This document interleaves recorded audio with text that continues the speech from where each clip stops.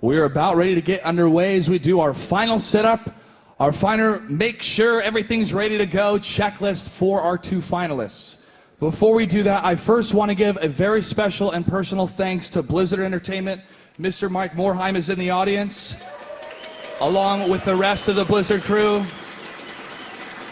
We here at the North American Star League take very personally the pride and hard work we do to make the best production. We couldn't do it without one of the best esports games to date, StarCraft 2. I'd like to remind everybody watching on stream, now's the time to get something to drink. Now's the time to get on Twitter. Hashtag NASLS4 at NASLTV. Tell the world of what's about to happen here. This is the last premier tournament of 2012, ladies and gentlemen, in North America. We have had an amazing year so far. Over 45 players have competed in this tournament, many of them through the division placements that took over 9 weeks. 2 of them make it through the open bracket, golden and sort of, and they were able to compete here on this stage in front of all of you. So thank you so much for supporting esports. And now I'm going to throw it over to Mr. Bitter and Rotterdam. Thank you, Clutch, and thank you guys. This has been a phenomenal year of StarCraft 2, and I am so honored that we have the luxury of kind of capping it all off. Of course, Home Story Cup does happen right around Christmas, but this is the final big league that's kind of wrapping up here at the end of things. Yep, and of course, as Clutch said, the final big event in North America as well. And then it's been an amazing year for StarCraft 2. You guys saw me talk about it a little bit earlier in the European update, but much more than that just happened. Oh man, there's been incredible games from every corner of the globe. We've had brilliant organizers. MLG Anaheim, one of my favorite events of 2012. Oh. First time we saw the Kespa players come out, Jadon with that famous moment, just make some noise, and he held up his fist and everybody went crazy. That was just awesome. I left the country 2 days before that. Thanks for remembering that. We missed you, Kev. Yeah. We really did miss you. Of course, we just finished up watching IPL 5, which was one of the most phenomenal. IPL 5 was fantastic. One of the most phenomenal offline events that I think any of us has ever seen. But there was, in my opinion, one big LAN that kind of stood out above all the rest. I couldn't agree more, Ben. As you said, we had so many good tournaments. We had the pleasure, or the privilege, I would even say, to attend many of them. And I've had a good time at each and every single IEM event we've ever been to. We had an amazing time at the NASL Season 3 Finals in Canada. Big shout out to all the Canadian fans who came out. And as we said already many times, we will come back one day. We promise that. But there was that one event, Ben. That one event. And Kevin, this is which one we think that we need to recognize.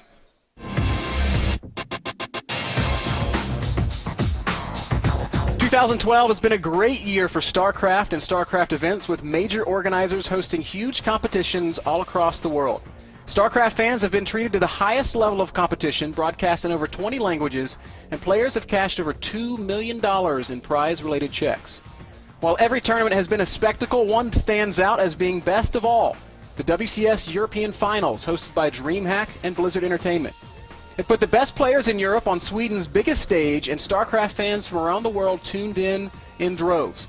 For this reason, the North American Star League would like to recognize DreamHack and Blizzard Entertainment for hosting the best event of 2012, the WCS Europe Continental Finals.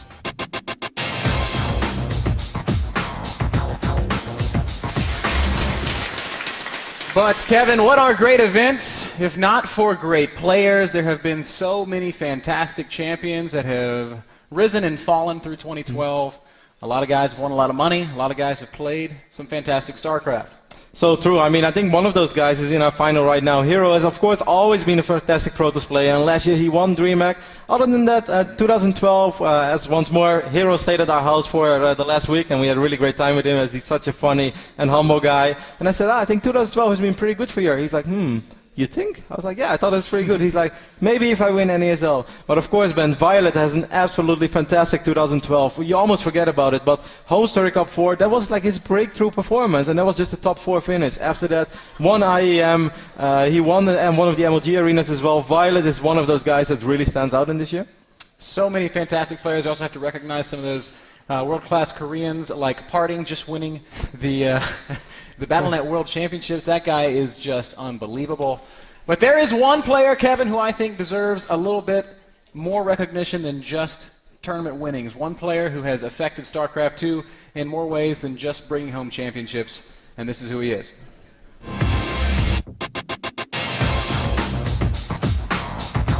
The Evil Genius's Stefano has long been considered the world's best non-Korean player, and 2012 has been a good year for the French Zerg. With over $130,000 in prize winnings, Stefano is the second highest money earner of the year, but this alone is not his crowning achievement. Stefano's reign of dominance began at a time when Zerg players were seemingly incapable of winning against Protoss, and Terran aggression was virtually impossible to stop. Stefano single-handedly revolutionized the Zerg vs. Protoss metagame and showed the world that positioning and preparation could win against any opponent. For changing the way StarCraft players think about ZVP, for revolutionizing the Zerg metagame, and for dominating tournaments and players from every corner of the globe, the North American Star League would like to recognize the Evil Genius's Stefano as 2012's Player of the Year.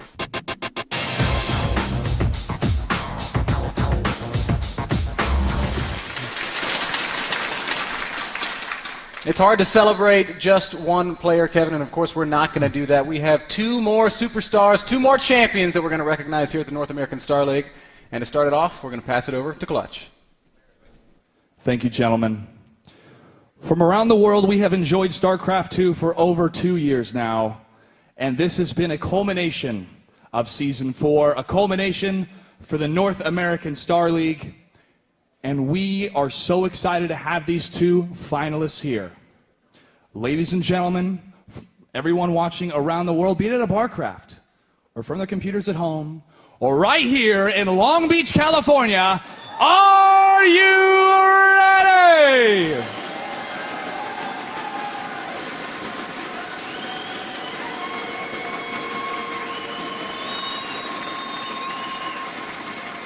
Introducing our first player from South Korea, from Team Azubu, viOLet!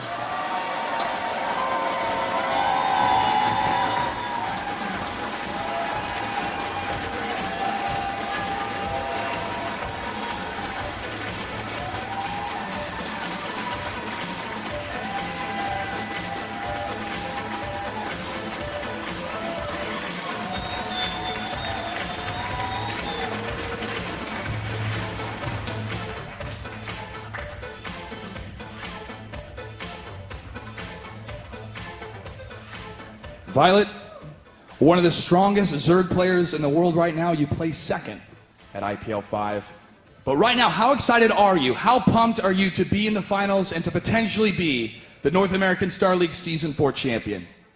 I just don't want no more second place. My focus on the champion, so I'm so excited and so fighting. I tried my best. Do you have any words for your opponent, Hero? I just want to say I will be here at NASL. Cheer for me. Thank you very much, viOLet. Now, ladies and gentlemen, it's time to introduce the handsome toss himself from Team LiquidHerO.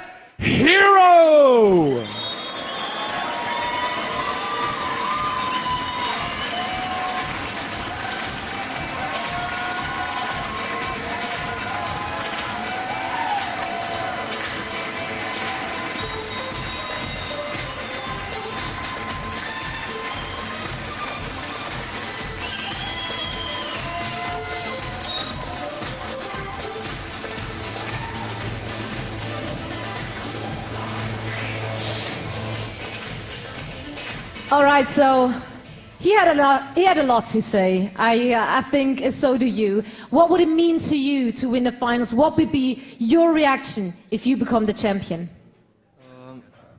Let's play first, and then you will see. All right, that's a promise. You know, we're expecting big things then. So what will be your words for your opponent? I'll be the hero that you deserve. Oh yeah. So give it up for Hero. Hero, if you will please shake hands. Good luck have fun. Ladies and gentlemen, this is esports.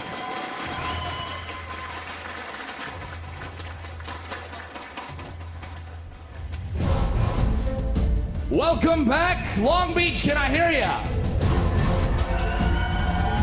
Couple of these units to save. He's going to pick up with the medevac solo. Medevacs are all going to be shot down. Here comes Hero. There's the arc, and an excellent sweep of force fields. Hero doing a phenomenal job. So much Protoss. Great storms going down by Hero. Great storms by gosh. Hero. Huge storms doing incredible amounts of damage. Colossus doesn't die. The force field goes down. The SCVs are going to be blocked out. Hero meets Polt on the ramp and answers in a big way. God.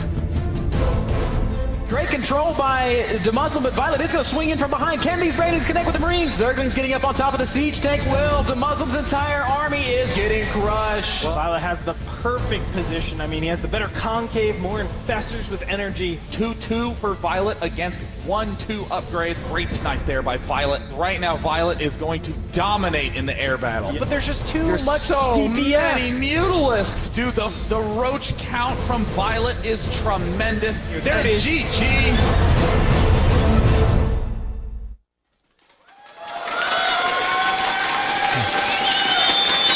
All right, guys. It is time for the North American Star League Season 4 Grand Finals. One match to rule them all.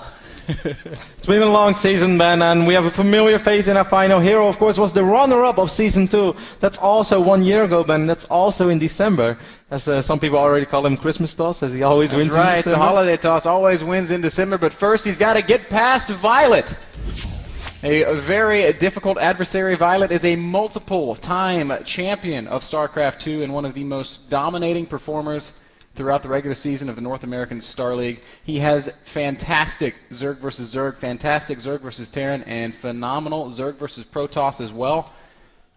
viOLet is not an underdog in this matchup. No, he's not, Ben. And the last 2 times that these 2 guys met each other, viOLet also won. They were even in the same division in the North American Star League Season 4. viOLet managed to win that series 2-1, just like he did very recently at IPL, where he also beat Hero 2-1. But there was that one game on Daybreak, which was so close. And Ben, you will never guess what our first map is. It is, in fact, going to be Daybreak. viOLet's opponent is Hero. Now, Hero has lost to viOLet a couple times in the recent past, but that was before the most recent changes to the Infestor. And I think those changes are going to have very large impacts on this final best of 7 series. Daybreak is our map, Kevin. I think it's time that we jump into the game. I think it's time. I'm ready. I'm sure that the guys are ready. And is everyone here ready?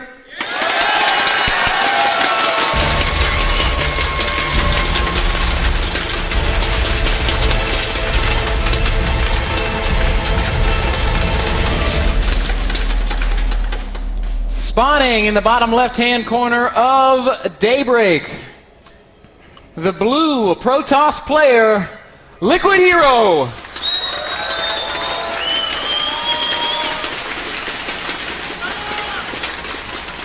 And in the top right, his opponent, the red Zerg, Azubu viOLet.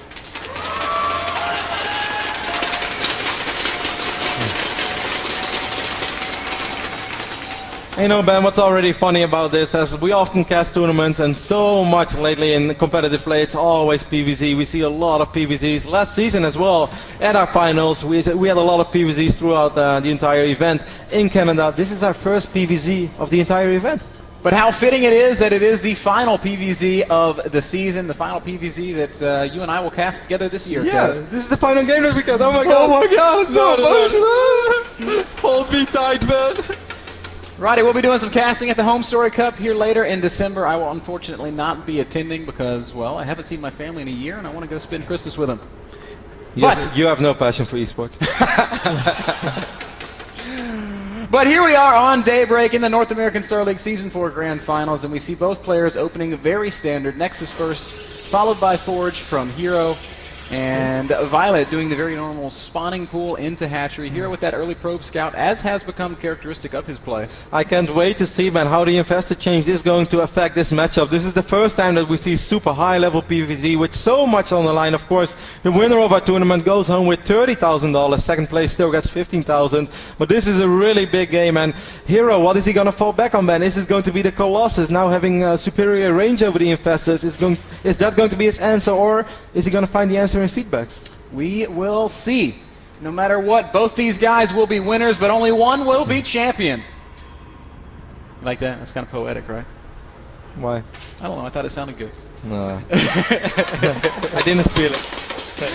Oh, Phylon goes down into third base. Hero's going to try to slow down viOLet's attempts at taking that fast third expansion. But a couple of Lings and a drone will shut it down pretty quickly, and we will see a very, very fast 3-base viOLet at about 4 minutes and 30 seconds. I'm so curious to see as well. We're talking about, of course, the finals backstage, and I was talking a little bit with Penatang about it, a player from South Africa who's currently here in Southern California. Yep. The owner of the most believable Roddy pose in the world, I would say. Yes, I think you can give him that credit. And he said, I think he thinks as long as viOLet is going to be aggressive, let's say around 55 to 60 drones, and put a lot of pressure on Hero while Hero tries to go for a greedy third base, he thinks viOLet is going to win this series. I am not sure if we're going to see that viOLet just because of the infested change. Is he really going to switch up his play? viOLet has always been a Zerg who loves to be aggressive if he can, and he will always throw it in every now and then. But he has also shown us over the last 6 months that he's perfectly capable of just sitting back on Brutal Infestor and just manage his army really well, don't get caught out of position, and in the end, just win. Everything we're seeing in the opening moments points towards that standard macro game that we've become so accustomed to on Daybreak. Our Zerg player is still not taking his gases, just committing all of his resources into drones and queens and hatcheries. It's pretty fast robo down from Hero. Yep, 1-gate robo. Maybe he has a lot of soul as well. Oh man. Does he have as much soul as our recent 2-time world champion? Yeah. Parting was like, it's not enough to be a 1-time world champion. I'm going to do it twice. And hey, why not? Overlord Scout's not going to see that robo, as Hero's going to start making sentries. We'll see exactly what he chooses to transition to. I do think that typically Hero's a player that prefers to play the macro game, use the Warp Prism to harass. I'd be a little bit surprised if we saw a 2-base play already. Me too. He's going to take both simulators 6 minutes and 40 seconds. That's not extremely quick, also not late. Researching +1 right now. So far everything looks standard, but might as well be some Warp Prism play out of Hero. He's going to open up with an Observer. Now normally if they would go for the 2-base play like Parting likes to do it, it's often 3 Immortals, then the Warp Prism, then the Observer. So right now, Ben, it's already a little different. Yep, that's exactly right. He's right now working off a 4-gate robo. viOLet, on the other hand, is just now starting to take his gases, taking 1 gas, or taking double gas in his natural and 1 gas in his main, so going up to 3 gas immediately. This is going to allow him to make a lot of roaches if he feels the need to do so. He has also thrown down that Roach Warren and the Evo Chamber. One Overlord is floating in from viOLet, but there's not really anything that he can see over here. This Stalker is going to shut it down. He might be able to spot at least one of the... Actually, I think he's going to spot all the gates. So that is quite nice. That's a good scout, but he still does not know about this robotics facility. And in the production tab, Ben, we can see the Warp Prism is going to be the next move for Hero. Yep, Hero going straight to the Warp Prism. Might be seeing some sort of a sentry drop harass. It's something that was popular for a while and something that we still see on occasion. Yeah, maybe just try to land a key force field on the main base and then just warp in a lot of units. But this does not have to be an all-in, not by any means. Hero, we saw him do that. Actually, we saw MC do it very recently on Ohana, where he's already warping in the Twilight Council while this is going on. Hero also did this against Stefano on Ohana, I believe at the recent IPO event. So by no means that this have to be a 2-base play.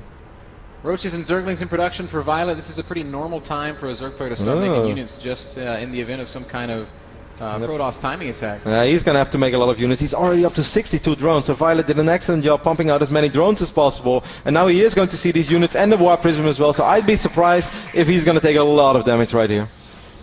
There is going to be another Zealot warp in, a couple of sentries down as well, but oh, those are nice force fields, trapping 4 roaches. Those roaches are definitely going to die.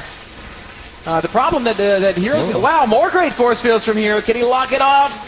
No, I think he's out of energy on those sentries. He is going to have to fall back. He's going to load up the Stalkers and the sentries and let these Zealots just kind of die. Got a couple of roaches, but of course nothing major right now. Picked off a pylon there already. He's going to pick off this probe as well. viOLet having links on the other side of the map on the right phase of the game. But oh, is he still paying attention to this War Prism band? Oh! Oh, force fields are probably not going to land. 4 roaches are there just in time. Well played by viOLet. Yep, just enough awareness by viOLet to have his units in position. These 2 zealots will finally get cleaned up.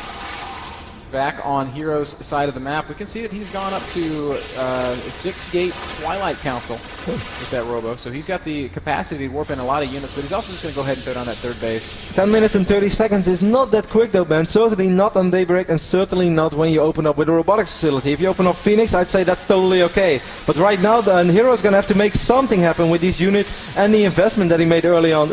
Trying to get the Queen! Oh, sad little Stalker, and the Queen lives on. Well, so far Hero lost more resources than viOLet, and then taking into consideration that viOLet has been outmining Hero for quite a while, this is not the perfect opening for Hero. Yep, everything's going pretty nicely for viOLet thus far. We do see him kind of mobilizing some units out on the map. This Stalker is on a mission.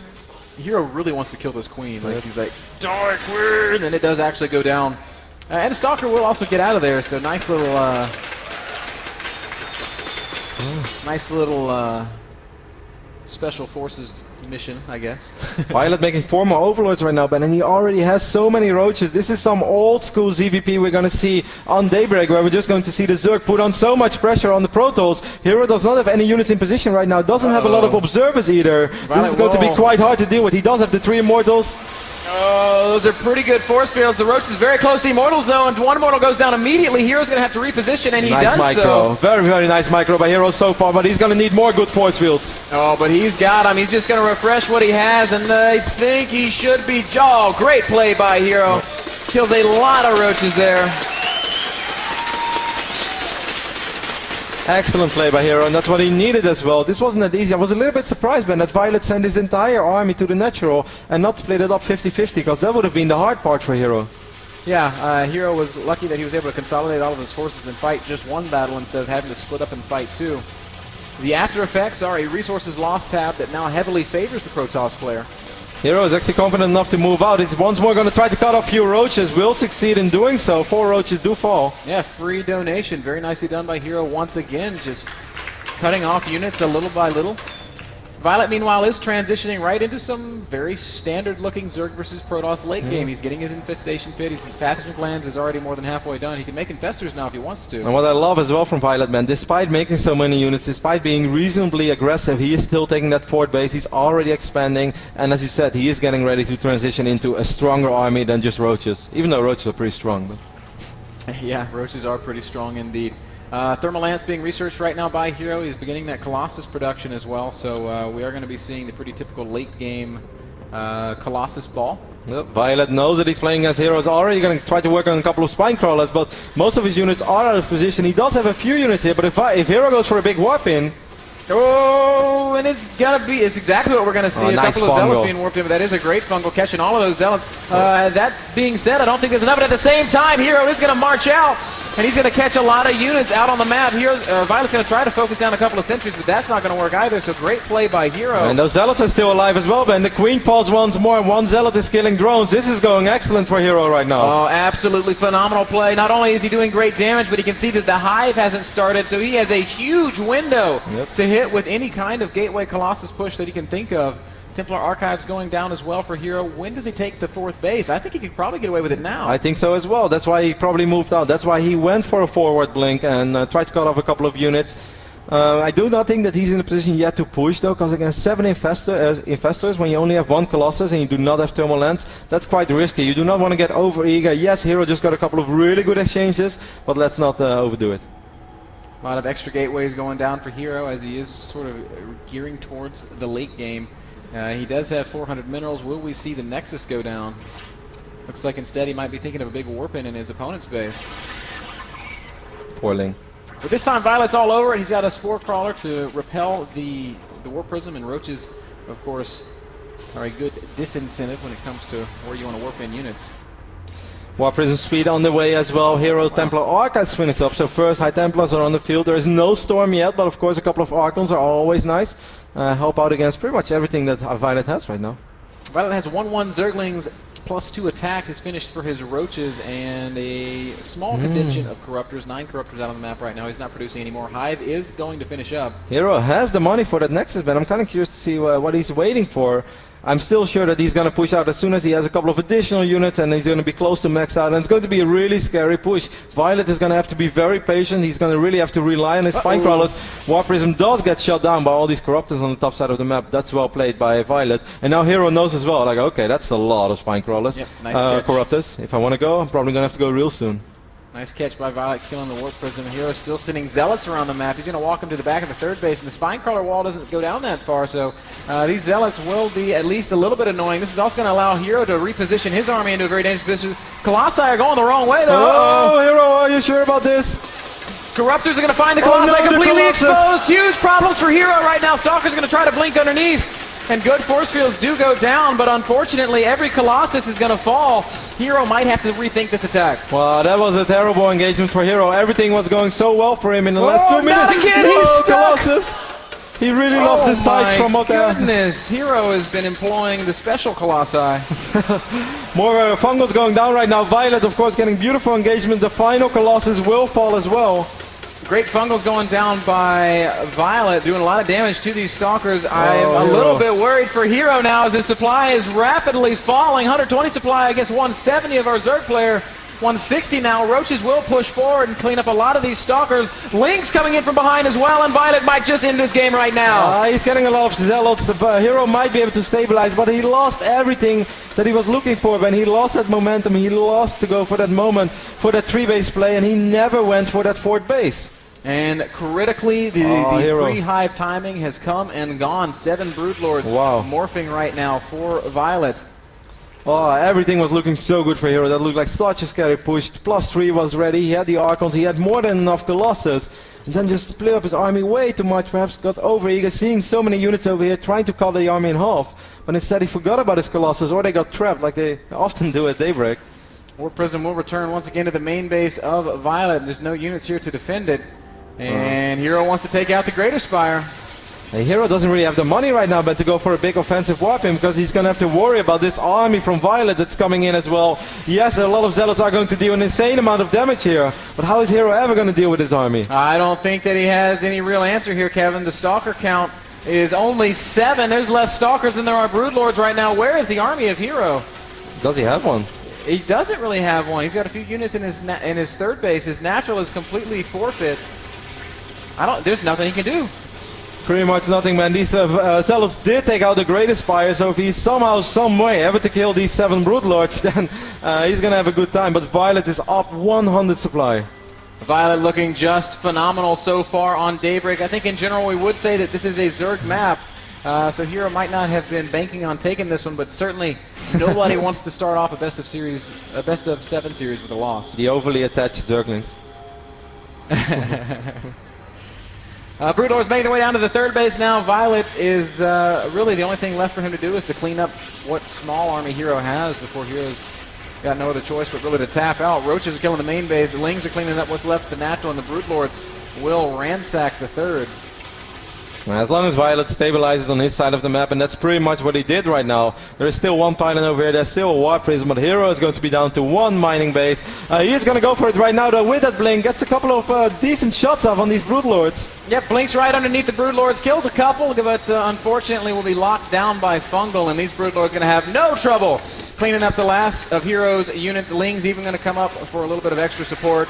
And Azubu's viOLet will take game number 1. You know, Kev, that game was going very nicely for Hero. Yep. Everything was kind of clicking together, and he was setting up that pre-Broodlord timing that we always talk about, but he had a couple of derpy Colossi. That's really the only way we can describe that game. In the start, I was kind of wondering, like, where's Hero going to go with this? Because when you go with that War Prism, like, if you open up with a Robo build and you go for a 3rd base at 10 minutes and 30 seconds, that's really quite late. But viOLet attacked with all of his Roaches in one place. There were enough Immortals, enough Sentries, and on that moment, Hero really had some serious momentum going for him.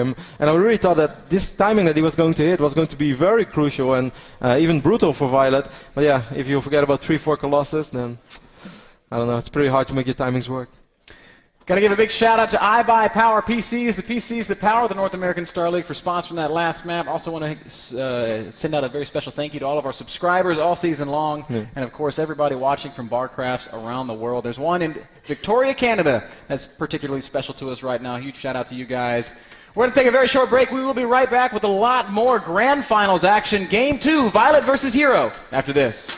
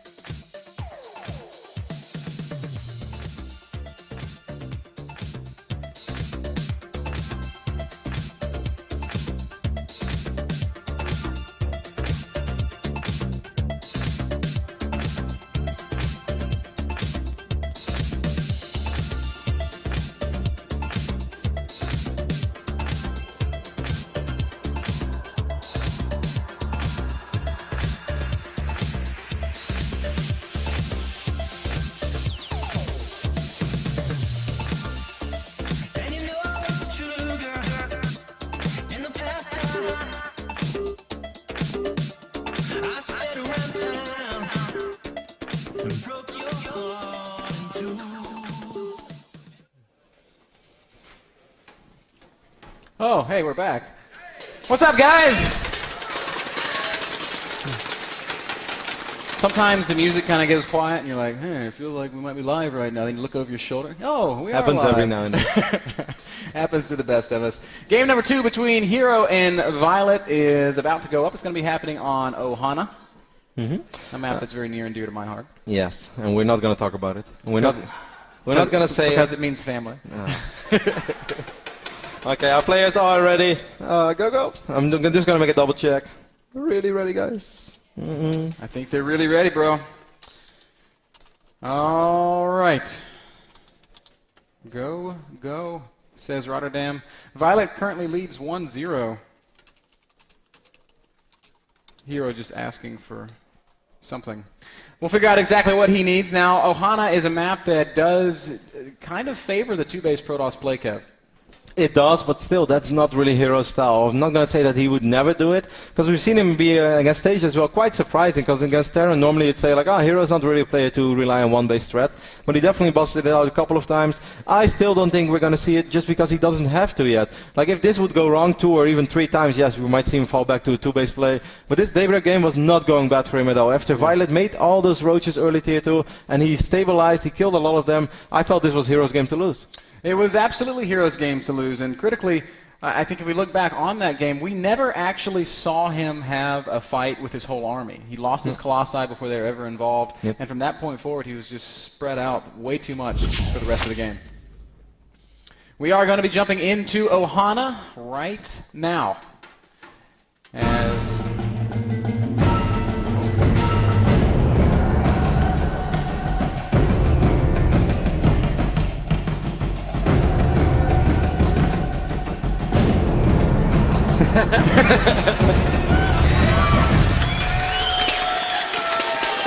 That's awesome.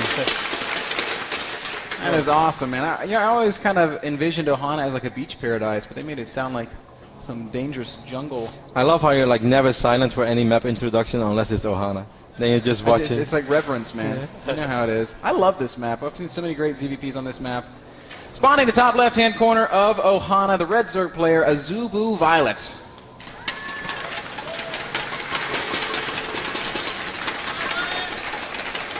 And viOLet's opponent down on the bottom right, the blue Protoss, LiquidHerO.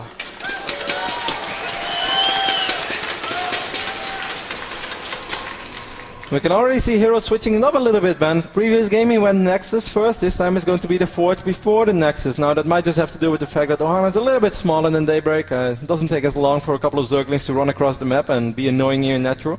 So I guess that's why. You rather be safe than sorry? Hey, why not? Hero continues to scout early and often with his probe and is going to see the hatch go down. Not early enough to block that hatch, by the way, guys. And he's also going to be able to scoot over here into the main base where he will see this spawning pool finishing up.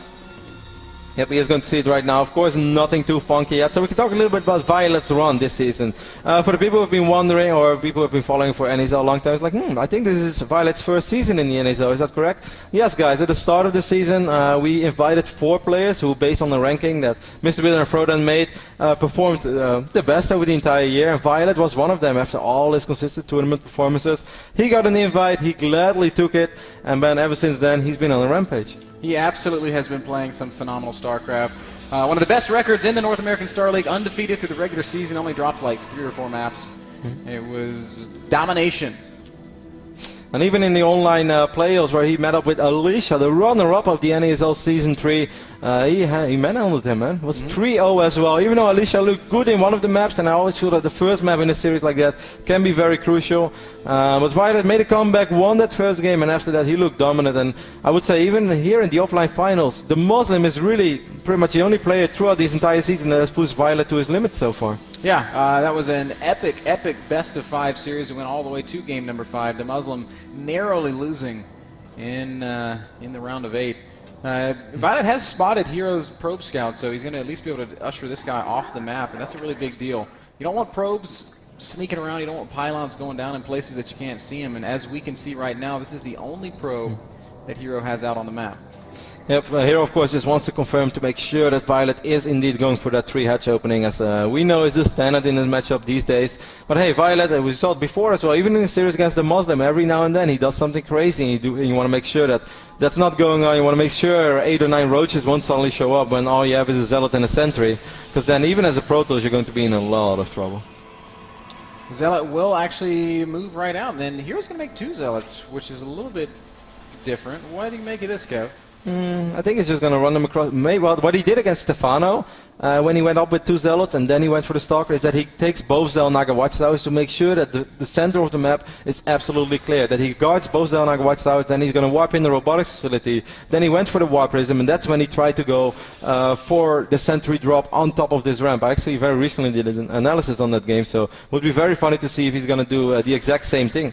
But we'll see. He is playing 1 gate Robo once again, and at the moment is kind of sneaking around the side with these Zealots. Looks like he might try to do some harassment up at the 3rd base. But then he does want to keep those units alive. If he wants to follow this up with a Warp Prism play once more, and if he wants to force field viOLet outside of his main base, he has to make sure that there is nothing in the middle of the map that is going to spot that Warp Prism. Now, at the moment, viOLet has no idea about the Robotech. He is going to go ahead and sacrifice an Overlord to the main base, and it might be able to spot what's going on here. Zealots and a single Stalker are going to do some harassment here at the 3rd. This is already quite annoying though for viOLet. He's going to have to pull these drones away. This oh wow, that's so cute. That's so smart. Oh, skirting the edge there, and the Queen gets away, man. This is actually like a brilliant creep tumor. She lives life on the edge, man. 2 Zealots, 2 Stalkers now still kind of pounding away at this 3rd base, and I don't think there's enough. Oh, never mind. 20 Lings is more than enough. Oh, Hero's gonna have to be careful. You do not want to lose these Stalkers. The Zealots is one thing, the Stalkers is something else. Oh, so far the Stalkers do stay alive though. The drone is like, no. I'll get you. That was really nicely microed by both players. viOLet nearly catching one of the Stalkers, but Hero. Hero shooting his own Stalker. Manages to sneak away.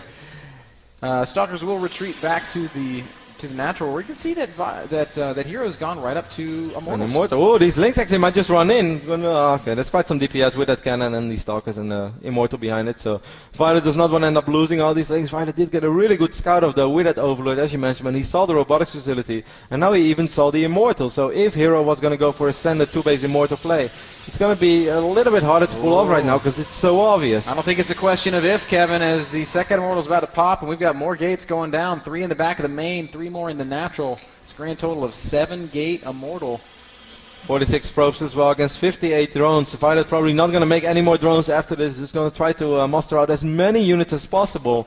And I think as long as he forces the engagements early on Hero's side of the map, forces many force fields as possible, he might just be able to stay in there long enough and defend this off. The thing that Parting does that makes his Immortal play so strong is he walls off his ramp, and we can see that Hero has learned from that. He's already got 2 pylons down, which is more than enough to complete that kind of a wall off. Oh, Sentries! Actually going to be just fine. Oh, nice by Hero as well. Only dropped a single force field and did not lose a single unit. This is everything he needs. Then we do see that full wall of the Warp Prism is on the way. Probably the Observer already queued up. This is almost spotting, man. Yeah, this looks fantastic right now for Hero. viOLet does have units out, but he's fighting, or he's going to be fighting on his side of the map. And you never really want to be giving up that much space and that much position to the Protoss player when you're trying to defend this kind of an all-in. viOLet is sending a couple units out, setting up the big flank or maybe the counterattack. viOLet sending out a couple of roaches, as you said, man. I think he might just try to see if anything is possible here. There's only a single cannon right now. Hero did not... Oh, this is something that I love as well. Always have that backup plan in case it's going to be a really big counter, but that's not the case actually. Good force fields here by Hero. Those roaches are going to be caught and crushed, and viOLet's attempts at counterattacking have been thwarted for now. Now what viOLet is doing is buying himself some time. Exactly, and he's still mining more, so every second that this goes on, this is good for viOLet, and also those crucial upgrades are going down. Roach speed is 30 seconds from being completed. Here we go. Stalkers and Sentries making their way forward. There are 3 very powerful Immortals in the mix. It's all going to come down to the force fields and the engagements. We can see that viOLet does have a flanking force out on the map. Hero's just got to control this correctly. Guardian Shield activated. viOLet is doing everything right so far. Roach speed is almost ready. Here we go. Lings from behind do get in, and those Lings are right on top of some Immortals and some Sentries, and this looks like a pretty good engagement for viOLet. But nice micro so far, picking up the Immortals. Not a single Immortal has died yet. Hero's still keeping them alive. Beautiful micro from Hero as he continues to lift up damaged Immortals. The Roaches are right on top of everything now, and I'm afraid that maybe Hero has done it. Big working off that pylon. Unbelievable micro. But still, viOLet still has a couple of units over here. The Immortals being dropped once more. Hero still picking them up. The control is just phenomenal. viOLet doing everything he can to focus down the Immortals, but he just can't get shots off. And Hero staying alive. Oh, he's still doing it. He's still dropping them. He's still picking them off. He will survive for now. Oh my goodness. So cheeky. Hero keeps 2 Immortals alive. Now viOLet has dealt a lot of damage to the army of Hero. This is far from over for either player. And of course, Hero's going to have to wait a little bit. Those shields need to regenerate, and even once they do, these Immortals are going to be a lot weaker than before. This was excellent micro by Hero, but because the engagement was so good for viOLet, viOLet is still in there. That's exactly right. These spine crawlers a big threat. So too is a great micro of viOLet. Hero's just going to try to keep these Immortals as safe and as alive for as long as he possibly can. 52 drones right now against 48 probes, so it's close, but it's still a lot better for viOLet, because of course it's much more effective to mine from 3 bases with 52 than it is from 2 to mine with 48. Immortals pounding away at the spine crawlers as Hero is ever so carefully working his way forward. Ooh, is exactly right. Nice force fields going down. A lot of Roaches are going to get trapped. It's all going to be about the micro here, but viOLet has so many units streaming up the ramp. Hero cannot force field off everything, and some Roaches do get through. He drops the Immortals in a good position once more, though. They're still dealing a lot of damage. Just unbelievable control from Hero. +2 is ready now for viOLet as well, though. That might be something to hang in, and he's producing so many units. His injects has not even slipped. Hero's still microing those Immortals. Yeah, Hero's doing just an incredible job. One Immortal gets so low. A second Immortal is going to go down. Now only a single 26 kill Executor Immortal remains, but it doesn't look like it's going to matter. viOLet's macro is too good. viOLet with so many units, he never slipped on those injects, still produced a ton of Roaches and Lings, and with those +2 Roaches, he is able to push Hero back.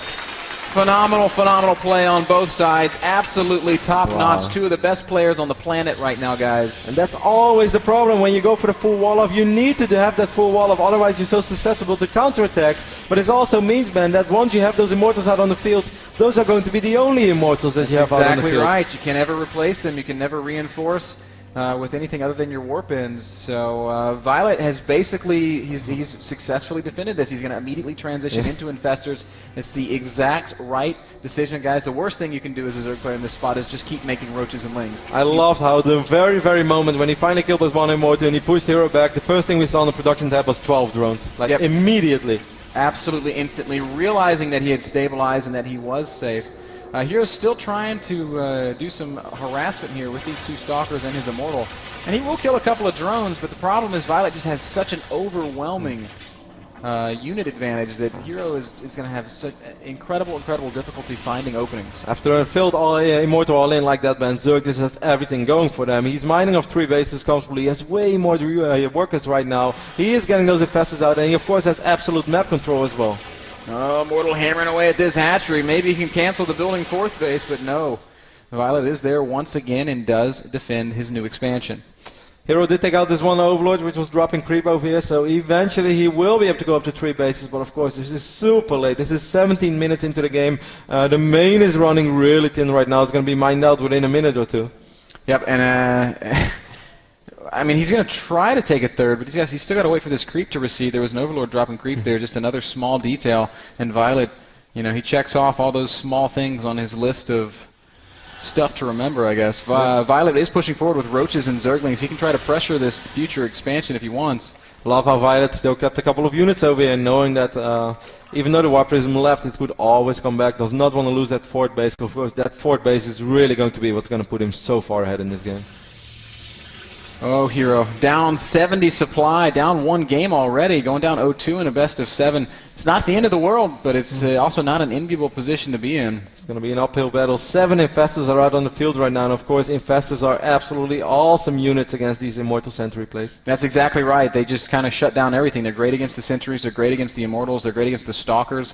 It's a good all-around unit, and it's why we've seen Zerg players relying on it so much in recent history. viOLet's going to try to make something happen, and that's a little bit more risky, even though with all those Infestors, maybe with Fungus, maybe with Infested Terrans. I'm a little bit surprised though. Oh, those are pretty good force fields. The Zerglings running into a wall of Zealots. Infested Terrans are going to be thrown down across the force fields. That's a lot of Infested Terrans. And they still have a lot of DPS, even though the X were low in HP, there's still a lot of Infested Terrans right now. And viOLet just going to push right forward through to this. The Roaches are actually dying very, very quickly. 4 Immortals over here in the mix. viOLet is losing so many Roaches. He's going to focus the Nexus instead, and he does force the cancel. He lost a lot of units there. Yeah, it's hard to call that a victory for viOLet. Hero's even going to blink forward aggressively. Picks off 1 more Roach.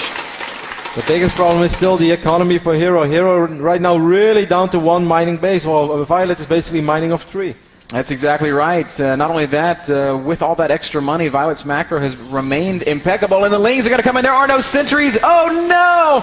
And this could be it. Perhaps the killing blow here on Ohana. Zergling's getting right on top of the Immortals. Roach is coming forward again. More great micro from Hero, but unfortunately the numbers are just not on his side.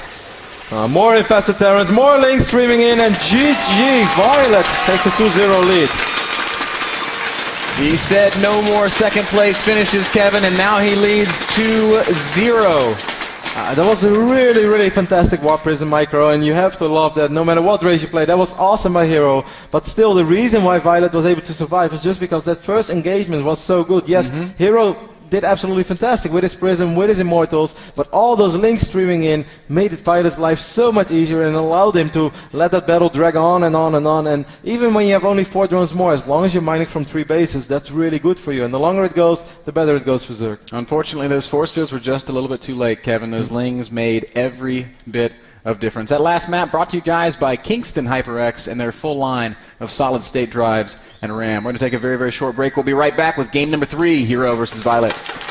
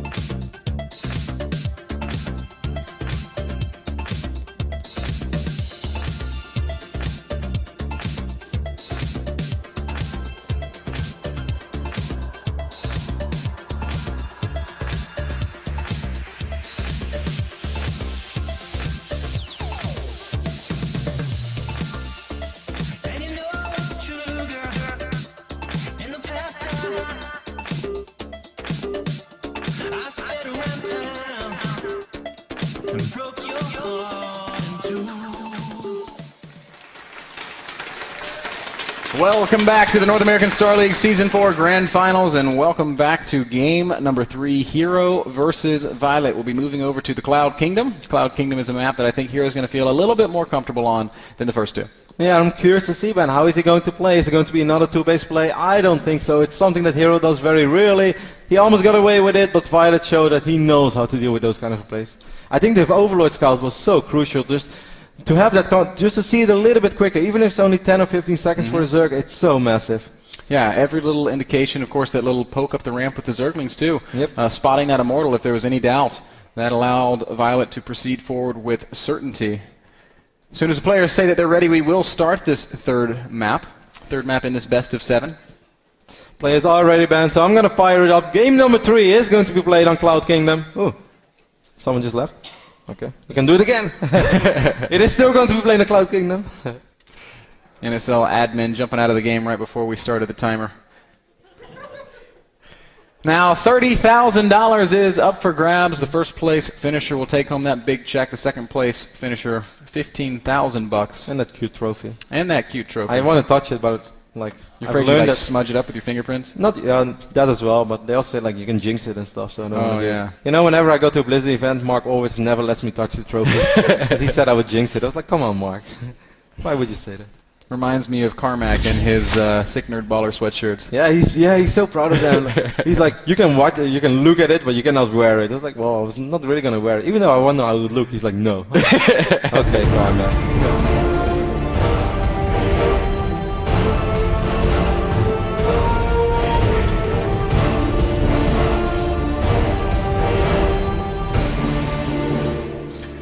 Welcome to the Cloud Kingdom and to game number 3, viOLet versus Hero, spawning down in the bottom left-hand corner of Cloud Kingdom. The Red Zerg leading 2-0, Azubu viOLet.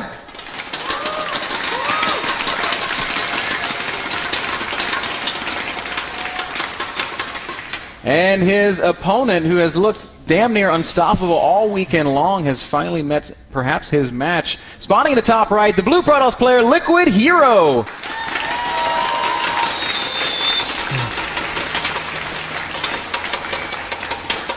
Hero was our only Protoss at the final, Ben, and still is, of course, and he's also the only player to make it back-to-back-to-back finals. He was at our finals in Season 2, which was our first season. He was the runner-up back then, so he already has that silver medal, losing in that nail-biting series against Puma. Last season made it to the quarterfinals, where he lost against the actually he only lost against champions, since last year he lost against Stefano.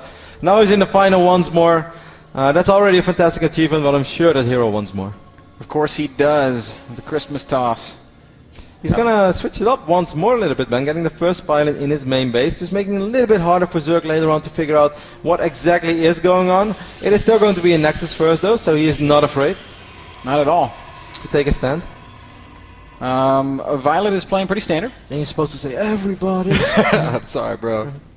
I don't know the words to these songs. You only know Johnny Cash songs. There's nothing wrong. Johnny Cash is the man. How many people here like Johnny Cash?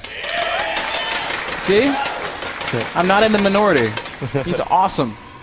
Boy Named Sue was my first record. Boy Named Sue? Yeah, man. That's kind of sad. My name is Sue. How do you do?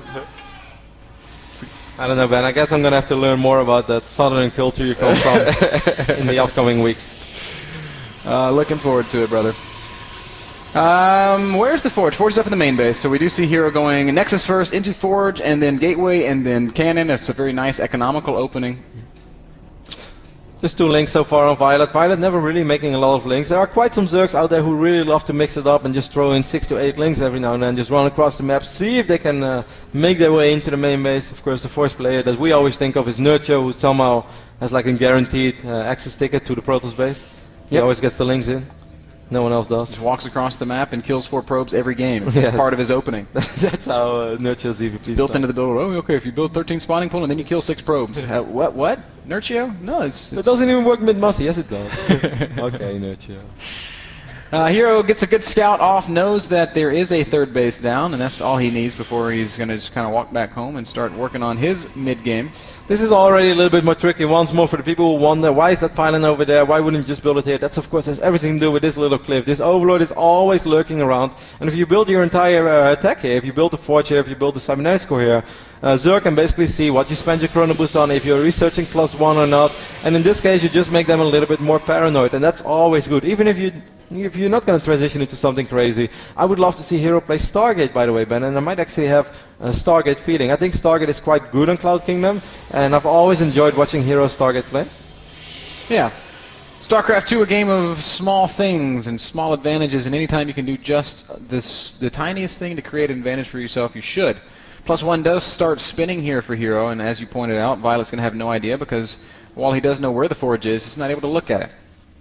Both players always having exactly 16 workers on their mineral in the early stages of the game, so making sure they mine optimally, getting as many resources as possible. Yes, sir. And a lot of chrono boost being spent on this warp gate. Do you think this indicates anything, or is it just kind of normal at this phase? No, it might be a little bit of 4 gate plus 1 pressure, not necessarily all in. We see 2 additional gates being wiped in, 3 additional gates being wiped in, so it might just be some 4 gate plus 1. A very normal build on this map, I would say. I think players love trying to do some 4-gate pressure on this third base. We see Hero's actually clearing out the top path with his Stalker. I really wonder if viOLet actually saw that probe leaving or not. Tried to switch over to his vision, but it was a little bit too late. That is going to be crucial, because as you said, Ben, this Stalker has been pretty much clearing out everything on the top side of the map. It's going to scare away these Zerglings now as well, or just push them as far away as possible. Taking a look at the work count right now, we see viOLet at 46 drones, so that's why he wants one more Lings attention. on the Zelnaga Tower are going to spot this probe. That's actually huge, and that should prompt a reaction from viOLet. Man, he even sees the pylon. I mean, he's going to make only units from now on, so I guess he is going to be okay, but speed is still far way off, and the Roach Run is only halfway done. These links will fall. This is still going to be a little bit tricky, Ben. He's going to have to make sure that he doesn't take a terrible fight, because there will be +1 on the Zealots of Hero. 4 Zealots warped in off that first pylon in the middle of the map, and a second pylon down outside the third base. Oh, viOLet's going to have to be super careful, Ben. He cannot take a bad fight where he's going to lose his first initial 16 links without killing any units. And he might be forced to do so. +1's about to finish, and when it does, he's going to find that it's going to be a very difficult fight against these Zealots. Stalkers are just going to retreat right back to this reinforcing pylon. Spine Crawlers have finished. That's going to help out a ton. Yep, one Spine Crawler will fall, though, pretty much immediately, but there's one more Spine, and now 12 Roaches are on the way. But how much damage will all these Zealots do before those Roaches are here? Maybe a lot of damage. His Spine's going to go down very quickly. Queen is also going to fall. Drones being pulled, and they're going to fight. Can Hero... I don't think he'll kill the hatchery, but he's definitely going to get some drone kills. Yep, 50 workers against 50 workers right now. Maybe get a couple of Roaches as well. viOLet, of course, losing a lot of precious mining time. Wow, this is actually going really nicely for viOLet. Hero not doing as much damage as they thought he would. Only 3 drones have gone down, and viOLet phenomenally recognizes what's happening and repels that attack. He still lost quite a bit, though, man. If we take a look at the units lost resource tab, we can see viOLet lost a little bit more. This pylon is still up. I'm not sure if viOLet is aware of it. And also, he has the... he has no worker lead. It's 46 drones to 52 probes, so that is... so close. If Hero wipes in 3 more Zealots over here and just runs them... Oh, okay, viOLet is aware of that. Excellent play. Catches it, kills the probe, kills or will kill the pylon. I think it's pretty interesting, Kev. Here we are on Cloud Kingdom, our 3rd map in this Best of 7 series, and we still haven't really had a chance to gauge the Infestor changes. We've never really seen... First game was actually going to be like that game. Is this push now going to work? Normally it would be tough. It was going to work. I thought it might have worked, but as Hero forgot those Colossus on Daybreak, we kind of really didn't get to see it. Hero is kind of moving into the mid game with in a decent position. I wouldn't say that he's ahead by any stretch, but I would say that he's even at least. Stalker stays alive as well, but still, Ben, this is only 10 minutes and 30 seconds into the game. Now he is getting an expand. Now on Daybreak I said I thought it was slow when he opened up with the Robo, but we shouldn't forget, now he actually did way more damage than he did with the Warp Prism than he on Daybreak. Yeah, killing that Queen, forcing a lot of units, and delaying delaying viOLet's ability to really drone up. Now viOLet does have the worker lead, but just barely. 67 probes, or 67 drones. Now it was just 60 to 57, but 10 more drones just hatched, so of course viOLet is starting to lengthen that advantage. Roach Speed is halfway done, but Blink is going to finish up before Roach Speed is even done. There's a cannon over here, and of course there are plenty of sentries. Taking a look at Hero's vision, his first observer right now just making his way across the map. If viOLet decides to be very aggressive, observers would be key, but it's not going to be the case if you saw viOLet still making drones. He's up to 74 drones right now. He's well aware of exactly what's happening. Nice activity with his Zergling. Sees the third base, sees the army of Hero, knows exactly the army composition that he's dealing with. Hero does drop the robotics bay. I think it's pretty interesting that we haven't seen him really think about Templar tech thus far in these PvZ series. Not yet. I think it just depends so much on how early game plays out and what he's going to see as well. But I can blame him to fall back on the Colossus. I would probably do the same thing in this state of ZVP, see if it made any changes or not. Hero gets a good scout off with the observer, sees pretty much the entire attack, and of course he's like, okay, nothing crazy, no hive tech on the way yet, so if I'm gonna try to go for a Colossus timing, I might be able to hit before Broodlords. No. Observer does get shut down. That means that Hero will be playing in the dark, at least for now. It's always sad when the units that can't fight back die, man. It's unfair, man. I was just sitting here checking it all out, man. I would have lived. You could have just told me to. Hero's gonna push out with a couple of stalkers. Fortunately for him, he does have blink, so he doesn't have to worry about being surrounded and whatnot. Unlike his game against Polt in on Cloud Kingdom as well. You should really talk to Blizzard about the Kamikaze upgrade for the Observer. That would be kind of cool, right? You know he's gonna go down. He just takes somebody else with him. Crash into a any unit of your unit. choice and do 500 damage. Yes. Send like Observer is going to be the ultimate counter against Broodlords. Change the name of Observer to Cruise Missile. Like, the best thing is you have the Observer speed as well, so they're going to be so quick. With Observer speed, it does 1,000 damage.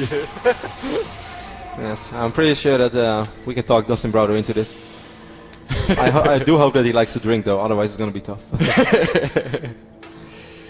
Right now, viOLet just kind of controlling the center of the map, keeping his opponent in the dark as Hero is content to just sit back. Templar Archives does go down. He's getting charged. He's getting his +3 weapons upgrade. This is a little bit similar to Daybreak so far, Ben, but I like Hero's position once more. Hive is almost done, but still, if Hero's going to move out real soon, he has 2 Colossus. He could make one more. He's doing that right now. It's in production.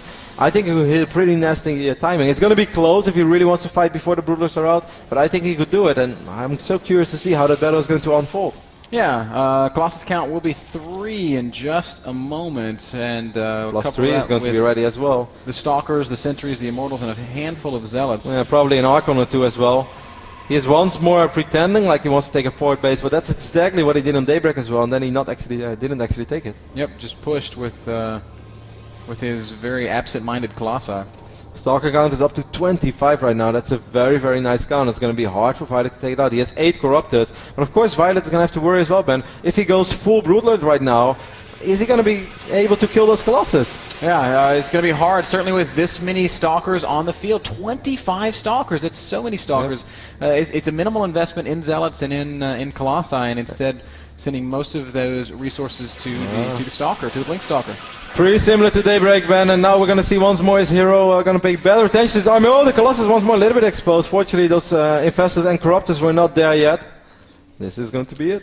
Hero is 14 more Roaches right now. Violet is not going to bank on Broodlords for this fight, Ben. He's just going to use the Corruptors to deal with the Colossus instead. Oh, look at the Colossus Fungal. range. Fungal does catch a couple of Colossi, but the Infested Terran's not really able to get into the mix at all. Corruptor's doing a good job dealing damage. Pickup. Great micro. Hot pickup in the Warp Prism, and Hero keeps 1 Colossus alive. That's a massive pickup, Ben, because with only 1 Colossus, his army is suddenly a whole lot less intimidating. You're absolutely right. 180 supply for either one of these players. We still have seen not a single Broodlord, and a lot of Infestors died in that initial skirmish. Only 5 remain. Yep, so many Stalkers. It's almost a ridiculous amount. And there are only, as far as I know, 6, only 5 Infestors left right now. That's exactly right. Corruptors do come in, but the Colossi doing so much damage. The Corruptors all die before the Colossi go down. And Violet's forced to fall back on Infested Terrans, but Hero doesn't have to fight this. He could just back up. Instead, he's going to force field, and with more great Warp Prism Micro, keeping the Colossi alive even still. Wow. And great focus fire on the Corruptors as well. All the Hero. Corruptors did die. You show off, you. Drones being pulled off the line. They're going to be roasted. Roaches can't get in the fight. Immortals doing great work. GG. Hero takes Cloud Kingdom.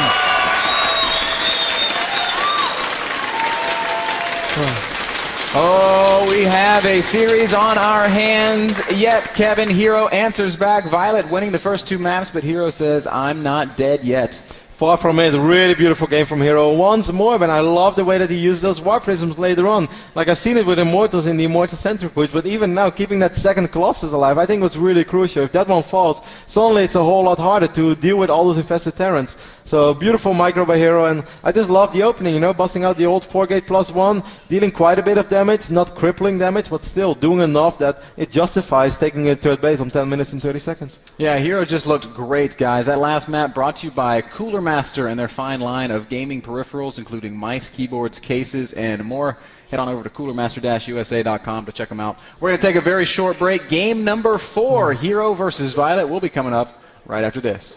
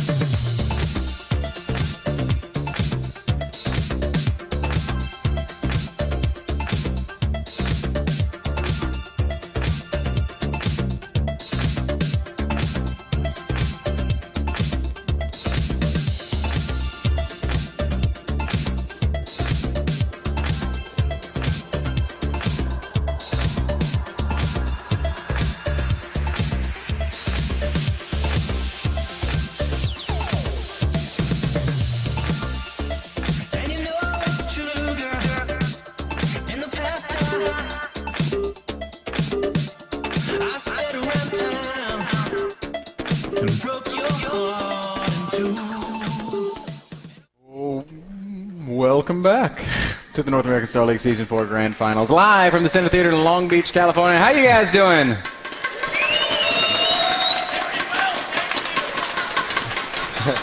You're very welcome. Thank you for responding to me so enthusiastically. Metropolis will be our fourth map. Kev, this is another map where the immortal action is very common. Do you think this might be something we see again? Not sure, man. It's such a big map, so it also allows great macro play, and Hero is not afraid normally to take it to a long game, certainly not on a map where the bases are quite far spread out. The first three, relatively close together. The fourth one is going to be much further away, so we might actually see some double warp prism play, and that's, of course, the Hero that we love. The hero that we love, the hero that we deserve. That was awesome, wasn't it? It was fantastic. Metropolis will be our map.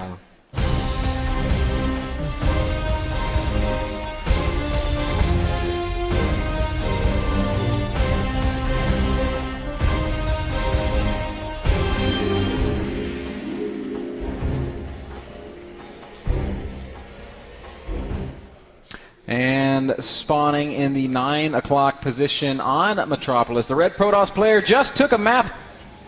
It's LiquidHerO.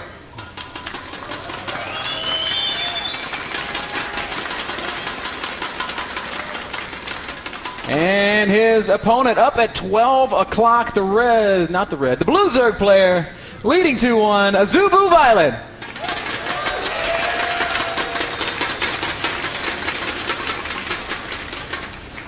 I just love both of these guys, man. Both of them have so much personality. They're so fun to talk with. They're so much fun to hang out with. Just last night, we actually had a kind of funny scenario where, as we said several times, Hero has been with us for 7 days. And then Hero was sitting in, not really the bar, it's more like the hotel lobby. And we were all sitting at the table, and one of the other Korean guys was asking Hero what he was thinking about us. And then he said, like, Rotterdam, very nice. That other guy, okay, too. And Ben turned around, he's like, I let you live in my house for a week and you don't know my name? And Hero's like, oh, sorry. No, sorry. That's so awesome. Man, I was so, my feelings were so hurt. I love it. Hero actually doing some hatchery blocking for the first time. Eventually the hatch did morph, but still, a couple of valuable seconds. Couple of valuable seconds indeed, and of course, getting that great scout off, as he always does. Hero is not a Protoss player that likes to cheat by not scouting until, say, his first Zealot is out or something crazy like that. Was it Nexus? Yeah, it was Nexus first again. Nexus first and then Forge on Metropolis.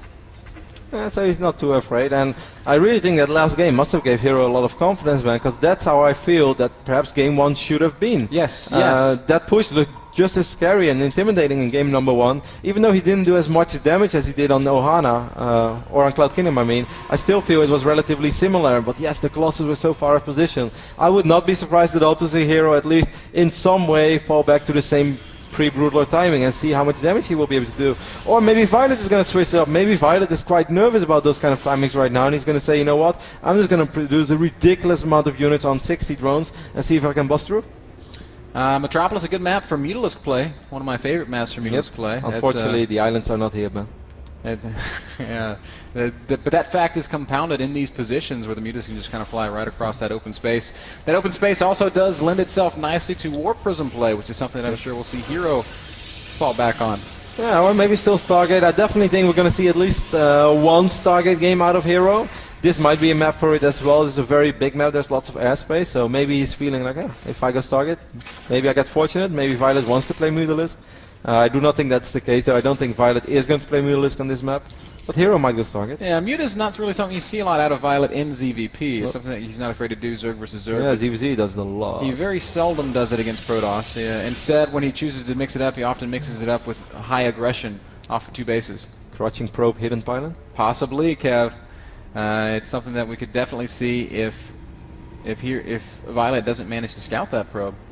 We've seen that Hero's not afraid to pull stuff like that out of his bag of tricks, as he's done it a couple times against his teammate Tasia. I love how he's doing this as well, like sending an additional probe out. He does not want to give that probe away. There's nothing over here, I swear. No, this is really, man, this is like the only way I could ever see that you're going to 3 base. Scout! Oh, no! We'll see if... How funny would it be if Hero's actually thinking that right now? Yeah, actually, he's going to go ahead and throw down the Stargate, so no crazy gateway push. Well, might still be. He might still add 3 additional gates, and then actually you could still wipe in like 4 Zealots with that hidden pylon, and then if you have the Phoenixes and the Zealots, because of course the answer most. Oh! No. Wah, wah, wah, wah. Oh. Oh. Violet's like, oh no, you. Oh, you thought you were going to trick me. This is the moment when Violet raises his finger and he waves it. Yeah, look in the booth. Does he reach across? Oh, no, you didn't. So Overlord is heading towards the natural of Hero, but I'm not sure if it's going to see this target. I actually don't think so. It's slightly off course.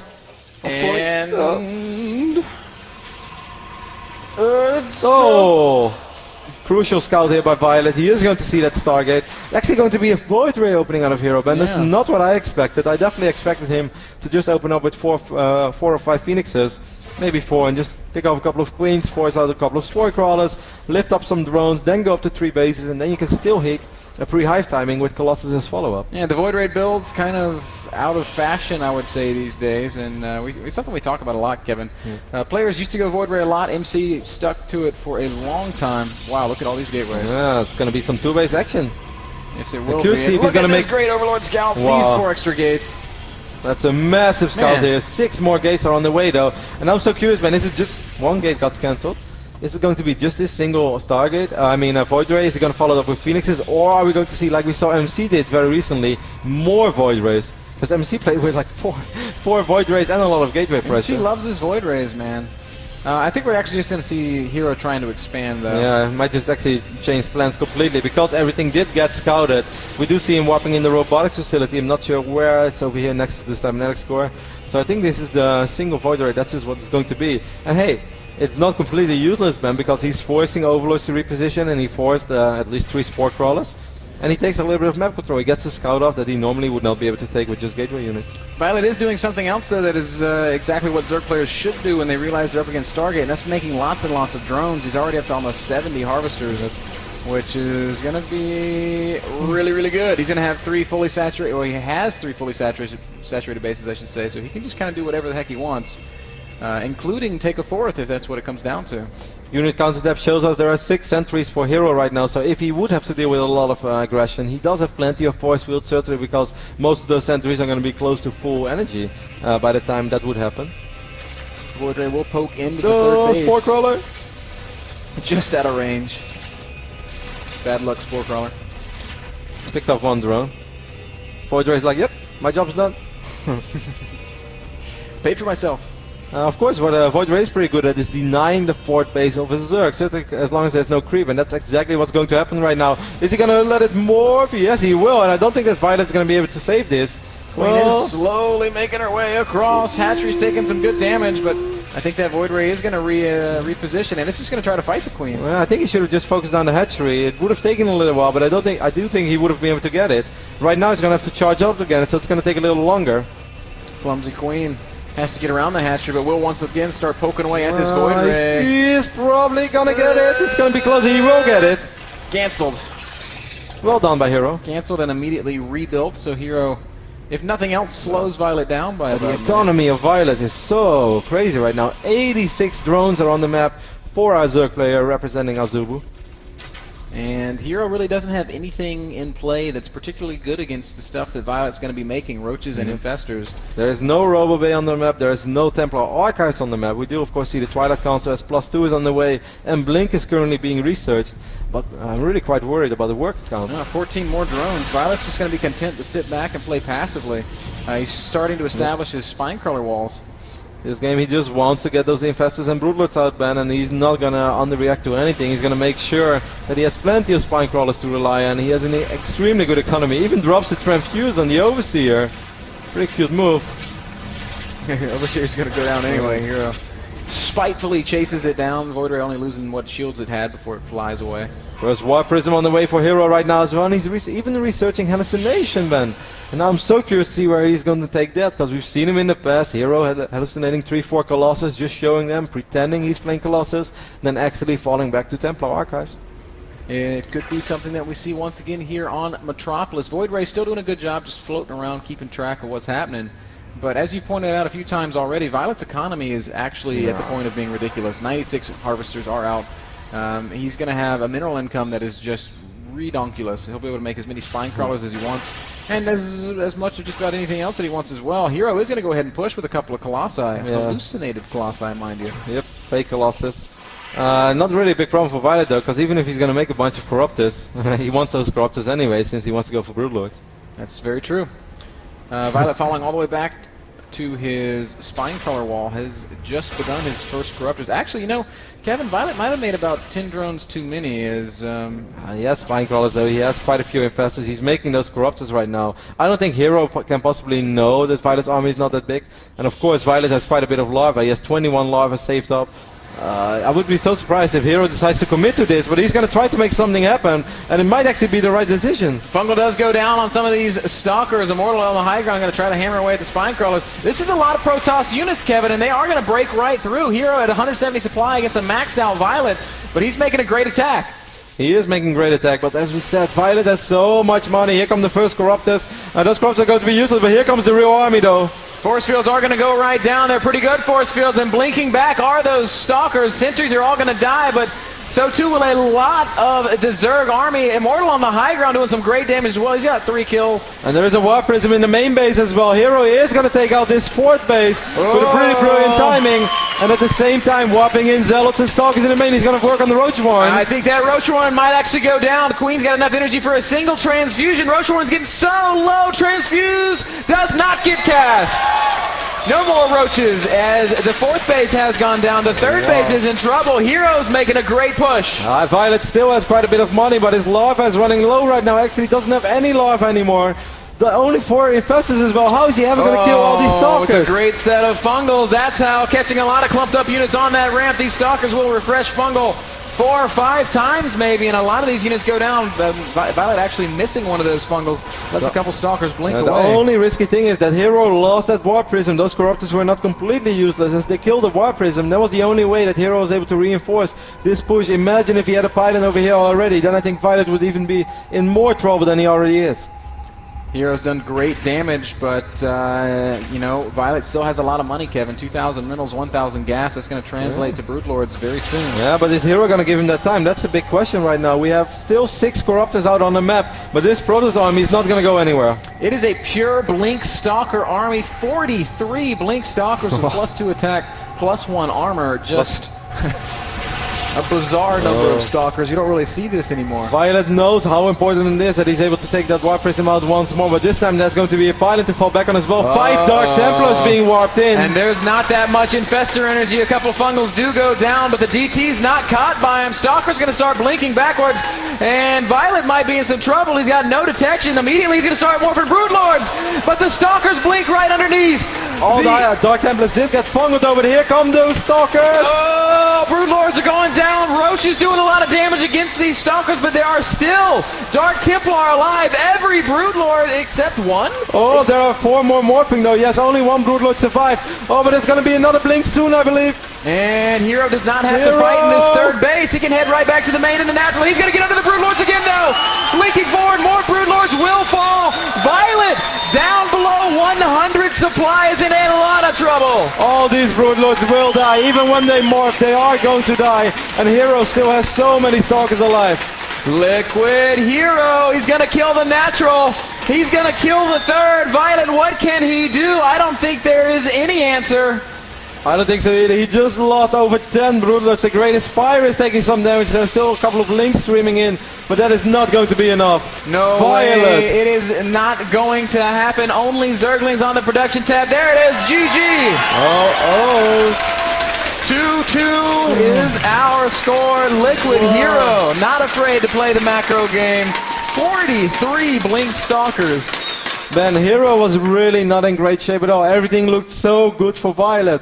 But first that attack with those hallucinated Colossus, it did work because all those Corruptors, they were not that valuable in that fight. But then later on, Violet morphing those Broodlords. How many times have we seen Zerg players do that? Just morphing those Broodlords a bit too far forward. Hero going for the blink, picking up the first wave of morphing Broodlords, and then did it again. You know, it really looked like a pretty safe spot to make your Broodlords. They're tucked away between the natural and the 3rd base, but Hero was just pushing forward too hard. He spotted them, He was very aggressive with his blinks, and he did not want to risk allowing those Broodlords to come into play. He said, "It's okay, I'll lose as many Stalkers as it takes as long as I kill these Morphing Broodlords." And those Dark Templars did so much damage on the ground. Yeah, a lot of them getting fungal, a lot of them getting killed. But the first wave of Dark Templars really didn't do all that much as a great fungal landed, but that additional wave, because if those two Dark Templars wouldn't have been there, the Roaches would have done so much damage on the Stalkers while they were busy dealing with the Broodlords.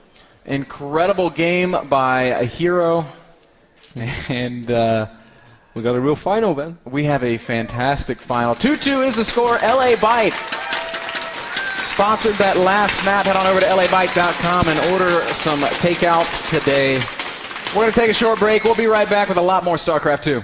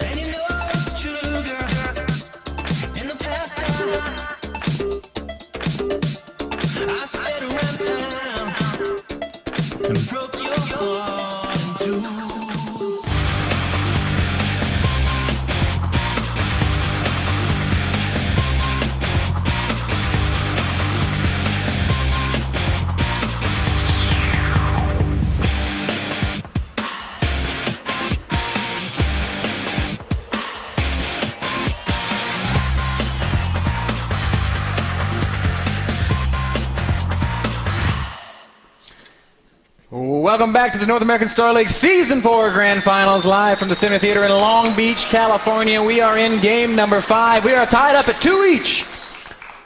And we're jumping into Abyssal City, Kev, and I think it's just time that we get right down to it. We've had some great games played all season long. We've had some great games played in our postseason, and here we are in game number 5 between the two best.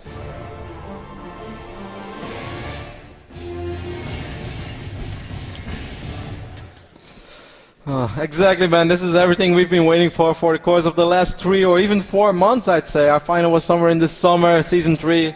Now we are here. Time flew by. We have viOLet against Hero in the final, and it's everything that I predicted so far, what I thought of this final. I knew that was going to be close. My personal prediction, that I said in the interview as well, was I thought that Hero was going to take it 4-2. Now, after the first 2 games, that looked a little grim, but after the last 2, Ben, I'm still feeling quite confident in that prediction. I predicted a 4-3 victory for Hero, but I also said viOLet is just as capable of winning. It'll be 4-3 either way. I am very eager to see who it is that comes out on top, and I'm very eager to see what Hero has planned for us, as he has gone for a gateway opening. Yeah, Hero keeps switching it up, man. Even though these are small things, he went 2 times Nexus first, but just the fact where he places buildings is already a little bit different, and this is actually going to be very different. Hero opening up with the gateway on the high ground and taking gas before doing anything else. Probably going to just Chrono Boost out a Zealot and then a Stalker, and perhaps even more Stalkers, trying to be aggressive early on. This is something that we saw back then on the... What's the name of that small 2-player map with the gateways, the Zelnaga Watchstars? Oh man, what is the name of that weird map? The Larva map. Anyone? Dual Sight. That guy's a hero. You are... Everybody clap for that guy. Woo! That used to be quite popular on that map, because that was such a small map that if you got the Stalkers out early on, you might were just able to kill a ridiculous amount of Zerglings, because of course slow links have a pretty difficult time. I wouldn't be surprised at all to see viOLet adjust his build order and perhaps just throw down an Extractor and go for quicker speed, and that's exactly what he's going to do. And I also think that's the right call, man. Yep, great call, Kevin. I agree with you. Speedlings give supreme map control against these kind of gateway openings. Great Overlord Scout, by the way, from viOLet, recognizing exactly what he's playing against. Yes, the Zealot Stalker opening was very popular on dual site. Abyssal City is also a 2-player map, but it's a much longer 2-player map. It's going to take quite a while for these units to get across. Yep, I don't think that Hero, I don't think this was what Hero was hoping for. I think he just hoped that viOLet went for quick 3 hatcheries, and then he was going to be able to deal a lot of damage. But if he knows that extractor went down, he's going to have to be quite careful. There's still going to be a small window where he's going to force out more units than normally, and he's going to be able to kill quite a few links as well. But you have to be so careful. You cannot overcommit. You can really not afford to lose 2 or 3 Stalkers early on. He has quite a bit of money saved up. Is he going to drop the Nexus or is he going to drop more gates? I guess it's going to be the Nexus. Yeah, Hero. So. Surely. Yeah. That's going to be a sentry follow-up, so I think it's going to be the Nexus. Okay, yeah, there is a probe in the natural. It's a scouting probe. He will be dropping that Nexus with that guy. Now, of course, guys, what we shouldn't forget, yes, this is quite worse for viOLet, this economy, than the standard 3 hatch opening, but you shouldn't forget that this is also worse for a Protoss. This means that the natural Nexus is quite a bit later, and he's been spending Chrono Boost on the gateway and on other stuff. So it's not the same as always. Hero gets the confirmation right now that there's no third base yet for viOLet. He's going to see the Queen here, he's going to see that Spine Crawler, and I think he's going to realize that he won't be able to deal all that much damage, and he's probably quite happy with the fact that he already wiped in that Nexus and only went for 1 Stalker. Oh, this Stalker is going to be in a little bit of trouble, Ben. Zealot does hack away at a couple of drones. Stalker's trying to run for his life, but unfortunately... That's the wrong exit, man. I don't want to be here, guys. He is going to go down. Excellent play by viOLet in the opening phase of this game. That's what I love, man. Not go into robot mode, not just do what you always do, but as soon as you realize that something is off from your opponent, do not forget why we used to open up like this. The reason why Zerg players used to take quick gas is because of stuff like this, and the reason why they didn't do it anymore is because the Protoss went either Nexus first or 4 Nexus. Yeah, you can still go quick gas, and it's not the end of the world, but why would you want to sacrifice 4 drones early on to get gas and not really do anything with it? Exactly. We do now sort of reach a point of relative stability with both players working on their expansions. viOLet's making lots and lots of drones. Hero's been doing a good job chrono boosting probes. Still has, well, just lost the worker lead, 6 minutes, 40 seconds. So he's in a pretty okay spot economically. This is going to unfold so weird now, though, because now everything is different. Even though this is just like the opening phase of the game, the entire game is going to play out different. Maybe we'll use... we have double evolution chamber on the way. I might say, like, hey, maybe because it's 2 base and because he knows that his opponent opened up with 3 gates, might have even seen some Mutalisks, but I find it a little bit unlikely with double evil chamber on the way. Yeah, this usually points towards some kind of infestor Zergling playstyle. We'll see if that is in fact what viOLet ends up more doing. gateways on the way for Hero, Ben. Maybe Yes, some sir. 6 gate action or soon even more. 6 gates, and this is going to be a very fast 6 gate because of the gateway opening, warp gate. The only problem is he only has 5 gates now. That's right. That's 1 less than we need for a 6 gate. Yes. So that might not be what we're seeing after all, but Hallucinate is being researched, +1's on the way as well, and it looks like viOLet, or I'm sorry, it looks like Hero does want to do something aggressive. viOLet is still looking a little bit more, perhaps like Mutalisk after all, or he just does this for Infestor, but he didn't even see, okay, he did see those units leave, never mind, he saw it with the Overlord, so he does know what's going on, he's already getting more Spine Crawlers, and this is the beautiful viOLet right now, he only has to defend 2 bases, and there's only 1 entrance to those 2 bases, so this is completely fine for him. Yep, and gateway only is very, very mediocre against Spine Crawlers. It'll be quite hard for... understatement. Yeah, it'll be quite hard for Hero to get in there, so... I think it's looking pretty okay for viOLet. Now, the one thing that we have to keep in mind is that it's 2 base against 2 base. Yep. And I think in general, Protoss is always going to be happy to play 2 base against 2 base. And I think this was just perhaps one big fake for Hero. But oh, he's even going to fake the Warp Prism. That's so cute. Well, if he could actually pull the army out of position and then run into the natural, that could do something. But he's already completely fine. Like viOLet just made 5 Spine Crawlers while it's 2 base against 2 base, and Hero's already transitioning as the Twilight Council is on the way. So really high level play from both players. Of course, viOLet did what he has to do. If he doesn't make those Spine Crawlers, he might be in a world of trouble. So Hero knows how good of a player viOLet is. He knows that viOLet would make those Spine Crawlers, and Hero then knows that it's good for him, because he's already transitioning, and it's 2 base against 2 base. Phenomenal use of Hallucinate. I love that we're seeing some more of that, and I also want to remind people that Hallucinate will be, at least for now, free in Heart of the Swarm. I don't know, man. I prefer to make oracles. Well, you can make oracles and hallucinate oracles. No, that's good. Just for fun. Just for fun. That's going to be like the Protoss version of dropping mules. You send the hallucinated oracles to the main. And when you won the games, you just hallucinate oracles. That means like, get out of my game. I think the oracle dance is like a disco ball. Hero did get a Warp Pylon over here, never really used it, so he is going to lose that, but that's not the end of the world for him. We see lots of additional tech going down. We see the robotics facility going down, the Templar Archives going down. So Hero, where are you going to take this? That's the question of the day. I think it's probably, possibly, and actually very likely going to be some sort of Zealot Archon Immortal push. We've seen some of that in the past. I agree, but it's very unlikely that he's going to do that off 2 base now. That's so gas intensive. Yeah, he'll have to get a third if he's gonna do something like that. Or, I mean, and also considering the fact how this game has played out so far, with all the spine crawlers that are there already, now we see the infestors going down. I wouldn't be a big fan of that. I think it would be much better for Hero if he just goes up to 3 bases and eventually gets some Colossus out. Well, the infestors are very good against that kind of a playstyle. We also have to keep in mind that Fungal does not reach as far as it used to, and feedback becomes much stronger in those situations. Real War Prism is on the way though, man, so I do think it is going to be 2-base Hero. He sends a probe out, but once more, Hero's almost the king of mind games. It might just be a big fake once more. He's going to research Storm, +2 upgrade finishing up, and more gateways going. Oh, that's annoying. You sneaky little Zergling. There's a Zergling burrowed in my base. At my natural. I want to expand. Pretty big warping over here on this bottom side of the map, already 4 High Templars, so this indicates more and more 2-base play out of Hero. There are quite some spine crawlers. viOLet getting more and more spine crawlers. I really like the infestors against his army, man. Taking a look at the upgrades, we're gonna have 2/2 Zerglings as well. That is pretty massive, and we are going to see Storm. So this is the first time we really see Hero falling back to something different than the Colossus, and we're gonna see those High Templars in action, and of course a couple of Archons as well. It's gonna be hard for him to pull this one off, though. Spine crawlers are rooting right now. Storm's still not quite ready.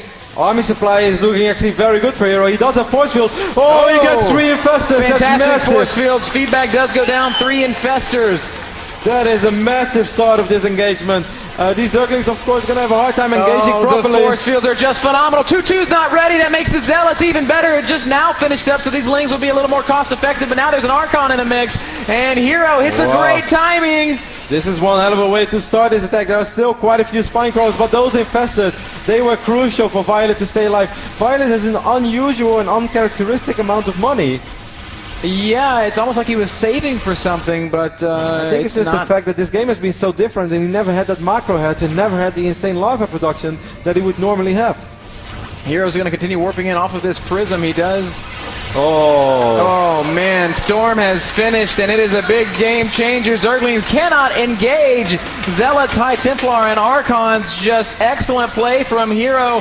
viOLet's supply has plummeted. He is down below 80 supply, and Hero is still pushing forward. 7 infestors on their way, but Storm drops as well. GG!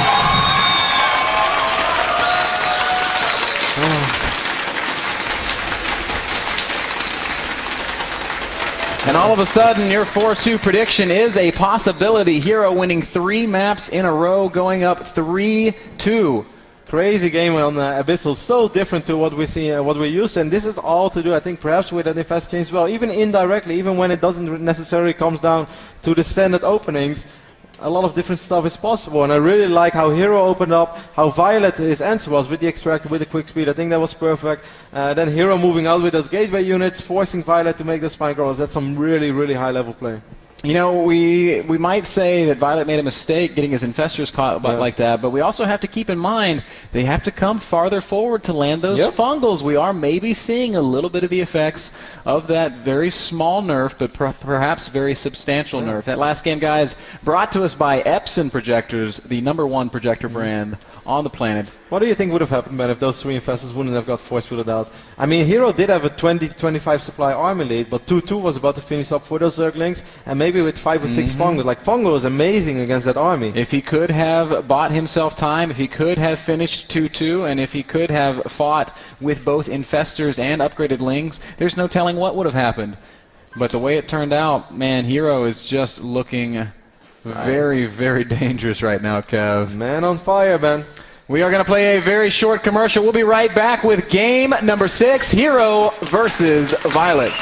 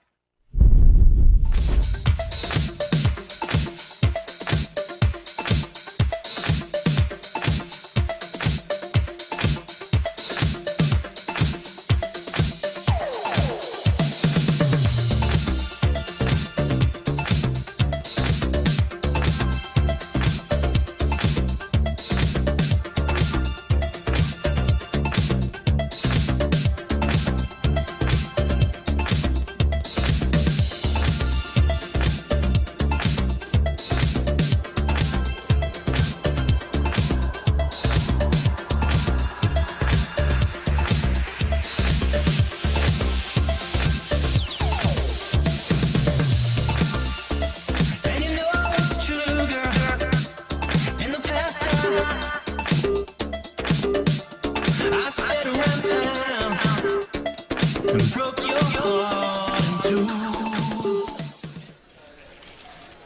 Welcome back, guys, to the North American Star League Season 4 Grand Finals, live from the Center Theater in Long Beach.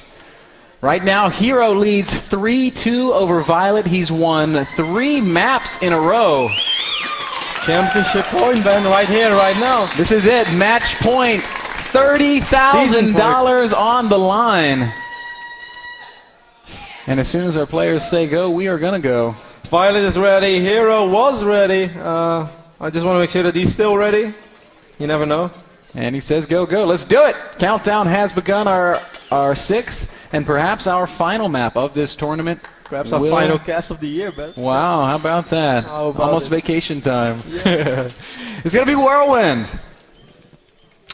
Oh, man. Hero has just looked unstoppable these last 3 games. Really, it looked So like viOLet strong. was going to run away with this series. I mean, perhaps this last game, man, was actually Chance.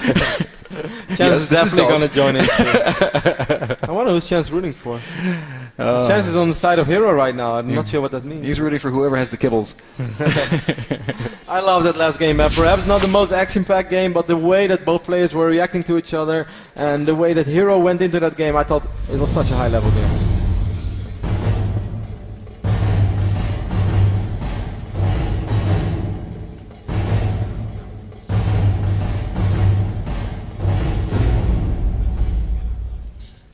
Spawning in the bottom right-hand corner of Whirlwind. The purple Zerg player now trailing 2-3. Azubu viOLet.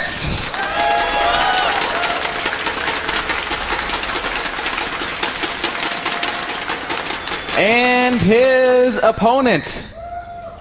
Undefeated in December tournaments, it seems, Kev. Well, he didn't win IPL. We're not going to count that one. Okay. Never happened. The blue Protoss player, LiquidHerO.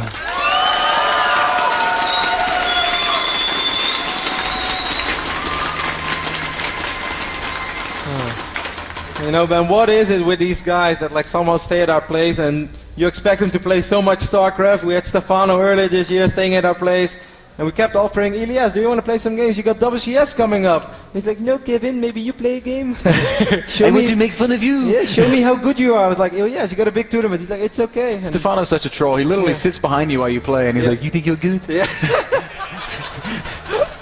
And then if you do something well and you look behind, he's like, you're so proud, aren't you? I was like, well, yes, just be nice. And then he went to Europe, ended up winning WCS, which I really thought was impossible in that moment with the very minimal / non-existing amount of games that he played in those 7 days prior to the event. And now we had Hero at our place, and I was so excited to watch one of the best Protoss players in the world first person, but all I saw him do was watch Korean drama. Man, he loves his Korean TV shows or movies or whatever it was, a Korean gangster flick. Korean Lord of the Rings trilogy. It was 7 hours long, guys, I swear. He started at lunchtime. Me and Kevin came back from work at like 1 a.m. and he was still watching this show. Like, here, have you practiced at all? He's like, no, we're watching movie. It's like, maybe tomorrow? He's like, yeah, maybe. He opens up Battle.net, he looks at it, and he's like, nah, not yet. Sees that it's patching, he's like, oh, there was a patch. Oh man, this is going to be perhaps everything or nothing. viOLet opening up standard so far. Same goes for Hero. And see him working on the wall. Fort's already finished up. Gateway is part of the wall as well. Curious to see what we're going to see out of Hero. Perhaps Stargate play once more. Because I felt the only time he did Stargate in this series, it kind of got shut down because of the first Overlord Scout scouting the Stargate. And then also the second Overlord Scout seeing all those gateways. Now, viOLet has played once on this map in this tournament against the Muslim, and he really took full advantage of the openness of all the attack paths, counterattacking constantly. It's a little bit harder to get away with that kind of a style in this matchup. However, it's going to be tough. Maybe not for Protoss to get a 3rd base, but to get a 4th base, it's going to be very, very hard.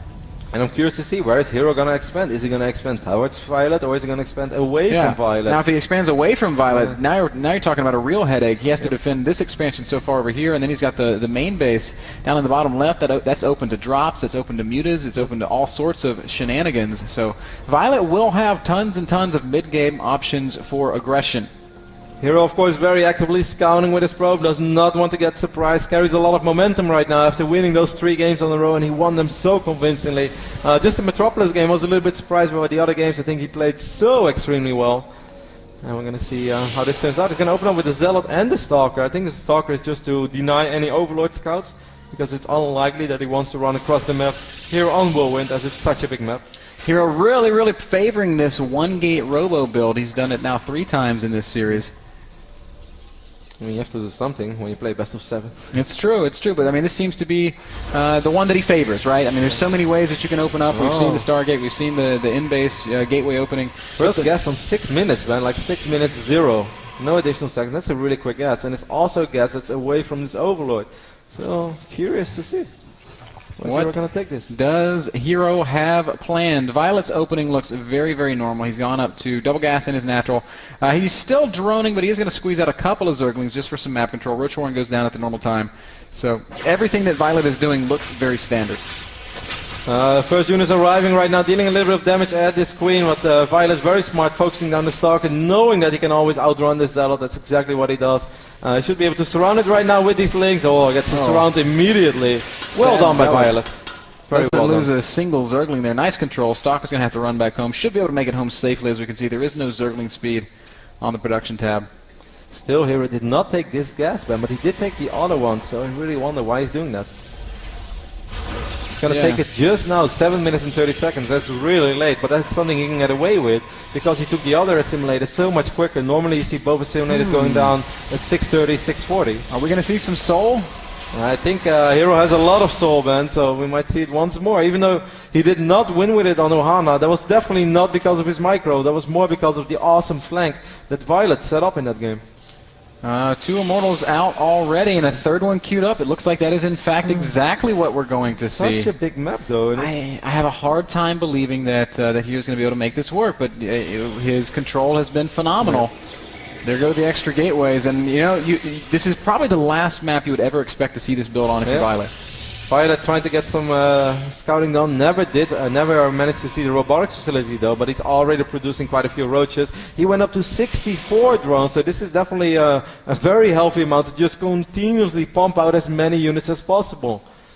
Yep, he is now in full roach mode. I suppose he's recognizing the possibility for some 2-base aggression. He's getting +1 range attack, lean speed, roach speed. I mean, viOLet is going to have so many upgrades. This is actually coming a little bit late. We see Hero is pushing out 9 minutes, 10 seconds. I actually feel that's early. Like, that's really not late. We often see people do this at 9:30. Yeah. But the map is so long. It's going to take him forever to cross. And viOLet is going to be able to buy so much time.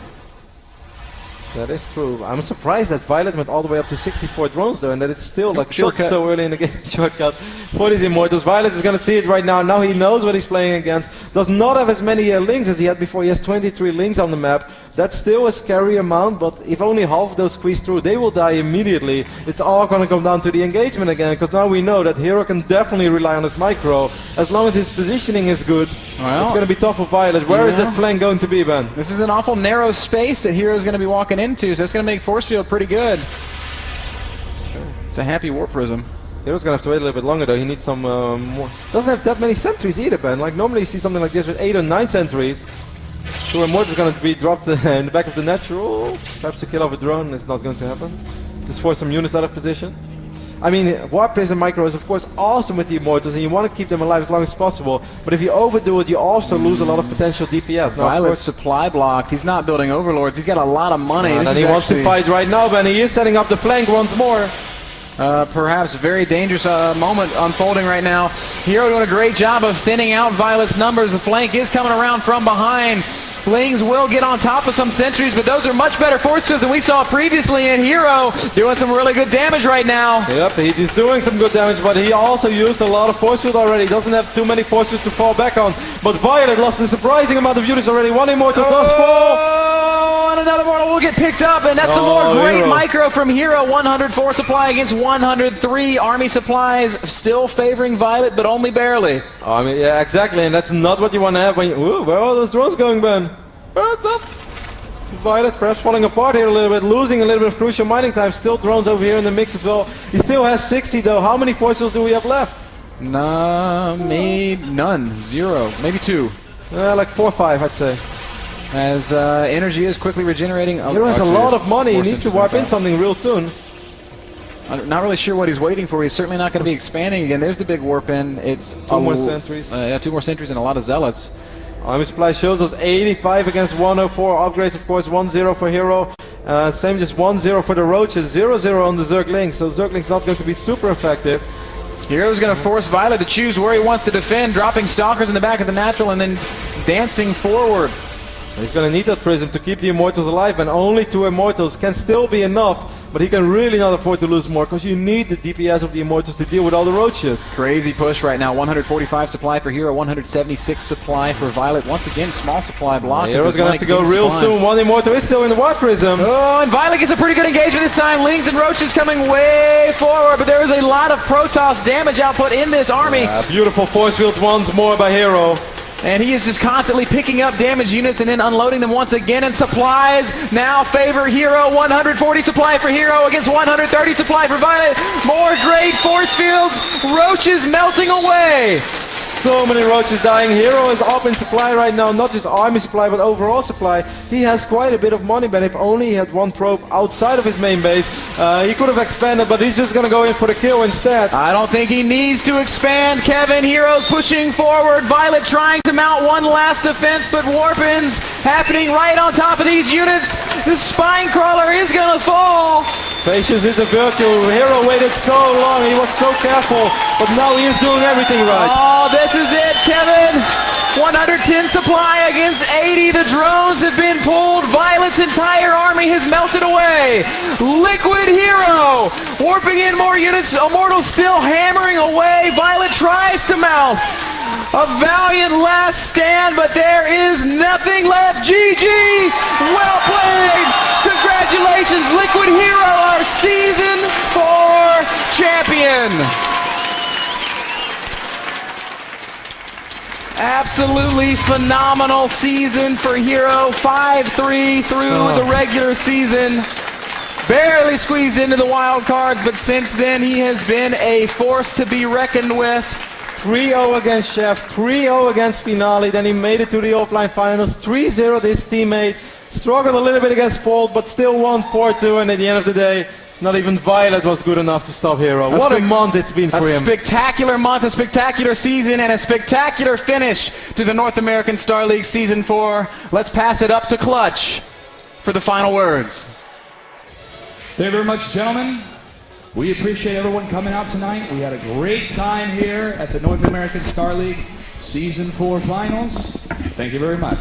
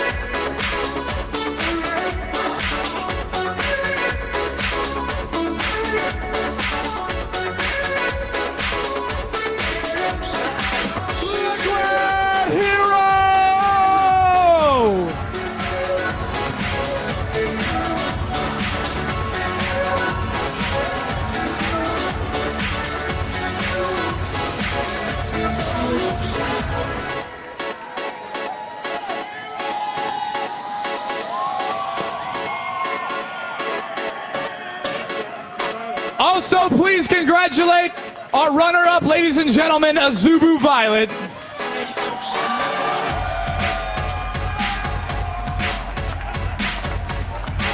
Go, go.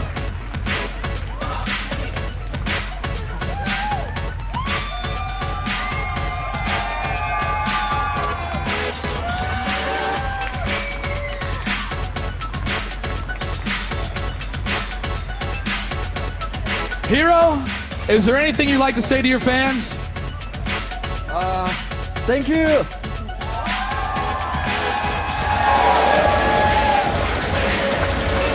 Congratulations once again, Hero. Ladies and gentlemen, we have had a fantastic season and a terrific season finale. We would love to congratulate our other players as well. Give it up for our top 8, ladies and gentlemen.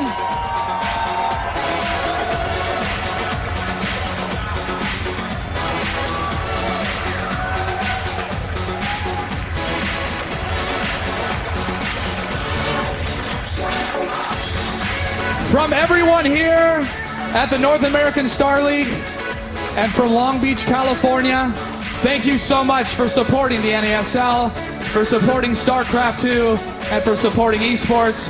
Thank you so much to our sponsors. Ladies and gentlemen, good night and good game.